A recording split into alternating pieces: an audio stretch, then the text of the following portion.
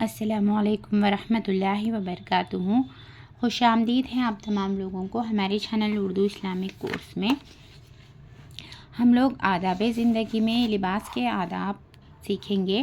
Lesson number 3 ہے اعوذ باللہ من الشیطان الرجیم، بسم اللہ الرحمن الرحیم۔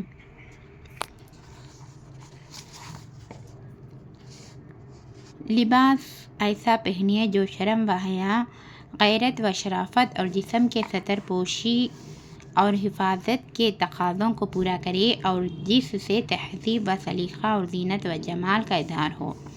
قرآن پاک میں خدا تعالیٰ نے اپنی اس نعمت کا ذکر کرتے ہوئے ارشاد فرمایا ہے، یا بنی آدم قد انزلنا علیکم لباسا یواری سوآتکم وریشا۔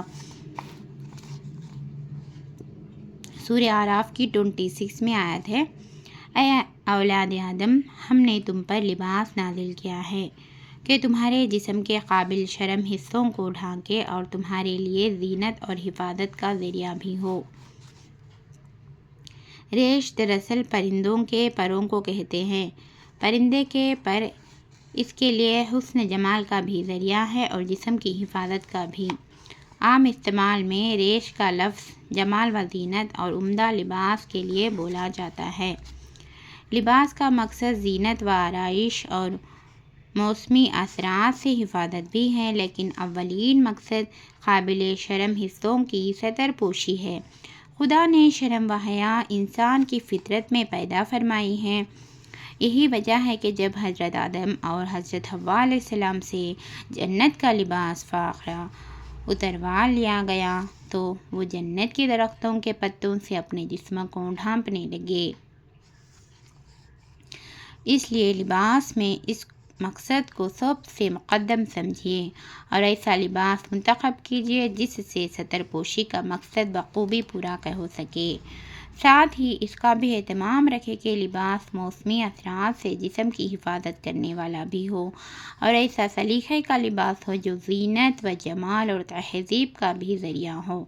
ایسا نہ ہو کہ اسے پہن کر آپ کو کوئی عجوبہ یا کھلونا بن جائے اور لوگوں کے لیے ہنسی اور دل لگی کا موضوع مہیا ہو جائے۔ دوسری حدیث ہے،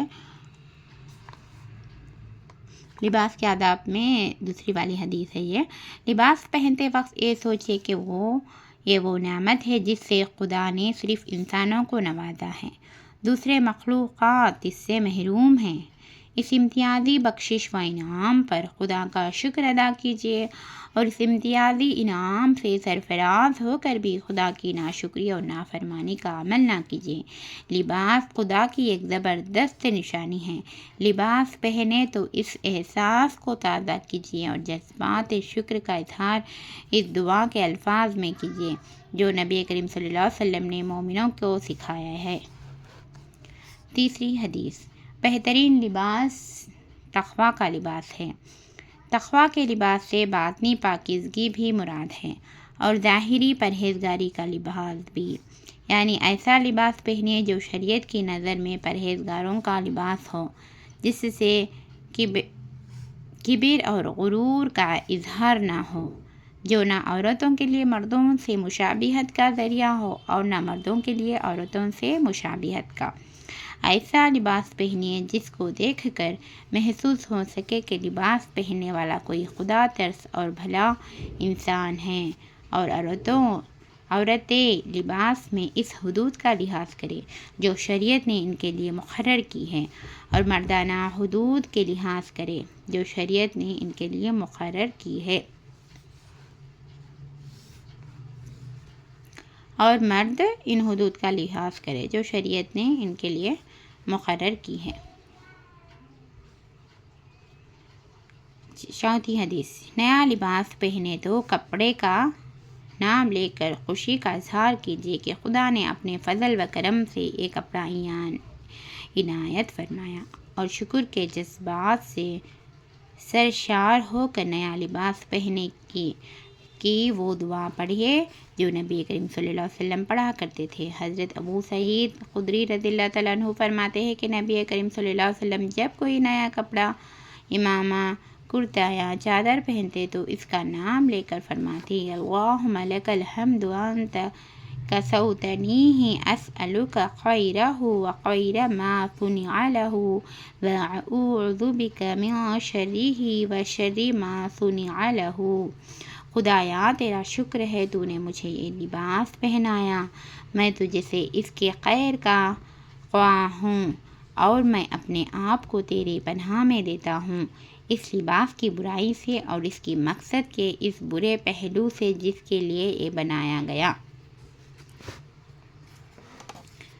دعا کا مطلب یہ ہے کہ خدایا تو مجھے توفیق دے کہ میں تیرا شکر بخشا ہوا لباس انہی مقصد کے لیے استعمال کروں جو تیرے نزدیک پاکیزہ مقاصد ہیں۔ مجھے توفیق دے کہ میں اس سے اپنی ستر پوشی کر سکوں اور بے شرمی بے حیائی کی باتوں سے اپنے ظاہر و باطن کو محفوظ رکھوں سکوں اور شریعت کے حدود میں رہتے ہوئے میں اس کے ذریعے اپنے جسم کی حفاظت کر سکوں اور اس کو زینت و جمال کے ذریعہ بنا سکوں۔ کپڑے پہن کر نہ تو دوسروں پر اپنی بڑائی جتاؤ، نہ غرور اور تکبر کرو اور نہ تیری اور اس نعمت کو استعمال کرنے میں شریعت کی ان حدود کو توڑو جو تو نے اپنے بندوں اور بندیوں کے لیے مقرر فرمائی ہے۔ حضرت عمر رضی اللہ تعالیٰ عنہ کا بیان ہے کہ نبی کریم صلی اللہ علیہ وسلم نے ارشاد فرمایا جو شخص نئے کپڑے پہنے اگر وہ گنجائش رکھتا ہو تو اپنے پرانے کپڑے کسی غریب کو خیرات میں دے دے اور نئے کپڑے پہنتے وقت دعا پڑھے الحمدللہ الذی کسانی ما واری به عورتی واتجمل به فی حیاتی۔ ساری تعریف اور حمد اس خدا کے لیے ہے جس نے مجھے یہ کپڑے پہنایا جس سے میں اپنی ستر پوشی کرتا ہوں اور جو اس کی زندگی میں میرے لیے حسن اور جمال کا بھی ذریعہ ہے۔ جو شخص بھی نیا لباس پہنتے وقت دعا پڑھے گا خدا تعالیٰ اس کو زندگی میں بھی اور موت کے بعد بھی اپنی حفاظت اور نگرانی میں رکھیں گا۔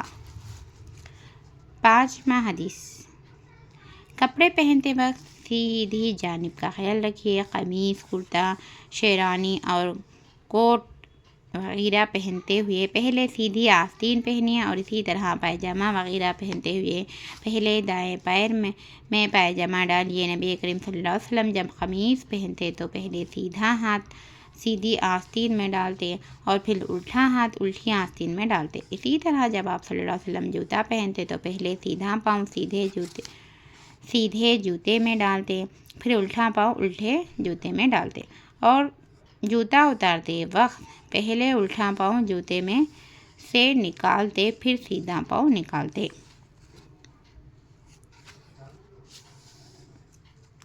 6واں احادیث، کپڑے پہننے سے پہلے ضرور جھاڑ لیجیے، ہو سکتا ہے کہ اس میں کوئی موذی جانور ہو اور خدا نخواستہ کوئی ایذا پہنچائے یعنی تکلیف پہنچائے۔ نبی کریم صلی اللہ علیہ وسلم ایک بار ایک جنگل میں اپنے موزے پہن رہے تھے۔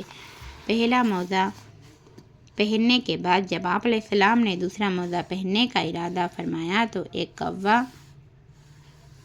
جھپٹا اور وہ موزہ اٹھا کر اڑ گیا اور کافی اوپر لے جا کر اسے چھوڑ دیا۔ موزہ جب اونچائی سے نیچے گرا تو گرنے کی چوٹ سے اس میں سے ایک سانپ دور جا پڑا۔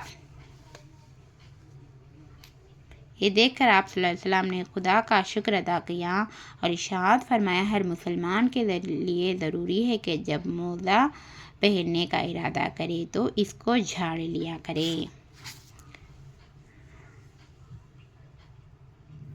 اب اس میں رسول صلی اللہ علیہ وسلم نے ایک پیر میں ایک موزہ پہنے، دوسرے پیر میں دوسرا موزہ پہننے کا ارادہ کیا تو ایک کوّا اس موزے کو جھپٹ کر اڑا لے گیا اور کافی اوپر لے جا کر اس کو چھوڑ دیا تو اس موزے میں سانپ تھا تو رسول صلی اللہ علیہ وسلم کے جو موزے میں سانپ تھا تو اس موزے کو کوا لے کر اڑا لے گیا اور کافی اوپر سے لے جا کر اس کو پھینکا، تو رسول صلی اللہ علیہ وسلم نے دیکھا کہ اس میں سانپ تھا، دور سے اس نے ایک سانپ دور جا پڑا۔